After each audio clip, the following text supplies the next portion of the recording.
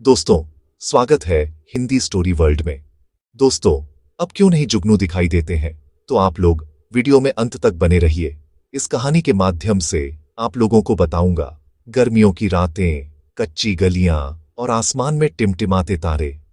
लेकिन बचपन की रातों में सिर्फ तारे नहीं चमकते थे। हमारे आसपास की झाड़ियों, खेतों और पेड़ों के बीच भी छोटी छोटी रोशनियां नाचती थीं। यह थी जुगनू, प्रकृति के छोटे छोटे दिए। आज जब हम रात में गांव या शहर की सड़कों पर निकलते हैं तो चारों तरफ बिजली की चकाचौंध है, लेकिन जुगनू कहीं नहीं दिखते।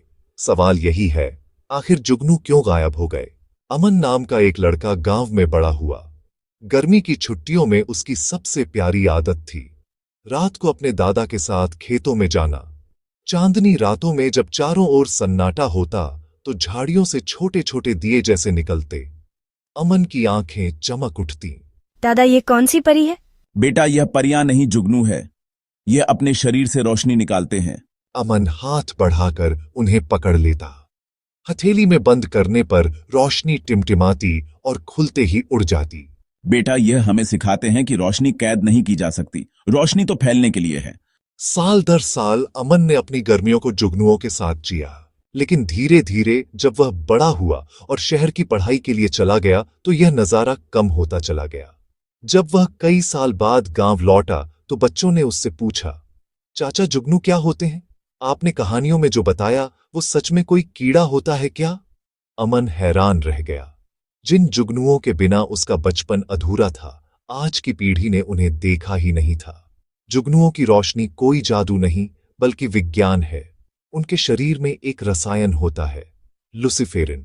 जब यह ऑक्सीजन और एक एंजाइम लुसिफेर से मिलता है तो ऊर्जा निकलती है और वही ऊर्जा रोशनी बन जाती है।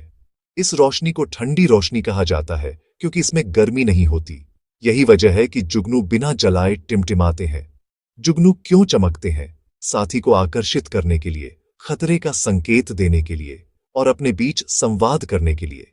यानी यह रोशनी सिर्फ सुंदरता नहीं बल्कि उनके जीवन का जरिया है। अब सवाल है, जुगनू कहां गए? पहले गांव अंधेरे में डूबे होते थे, अब हर जगह एलईडी बल्ब, स्ट्रीट लाइट और मोबाइल की रोशनी है।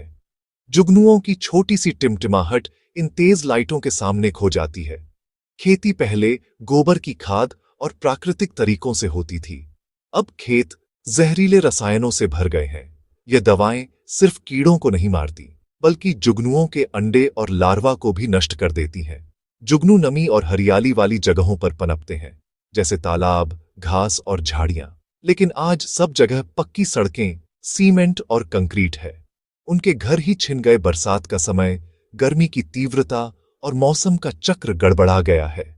इसका असर जुगनुओं के जीवन चक्र पर पड़ा है। बच्चों की बातें अमन के दिल में चुभ गई।